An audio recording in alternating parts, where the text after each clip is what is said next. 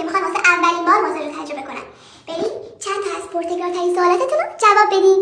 اولین و پرتکرارترین سوال شما: حالا من اینجا چی بپوشم؟ یعنی باید لخت بشم؟ اول از اون که من شما رو این شکلی میبینم. دوم از اون یه حوله دارم که روی بدن شما میندازم و هر موقع خواستم هر عضوی از بدن شما رو ماساژ بدم حوله رو میزنم کنار. پس دیگه قرار نیست خجالت بکشی. یکی از خنده‌دارترین نگرانی شما اینه که نکنه وسط ماساژ فشار دستش زیاد باشه، از شکمم صدا بیاد.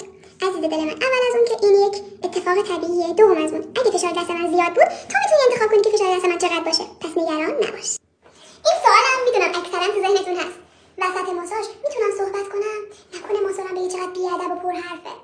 عزیز من، اینو سال ماساژ متعلق به تو اون زمان. تو میتونی انتخاب کنی که صحبت کنی یا ساکت باشی.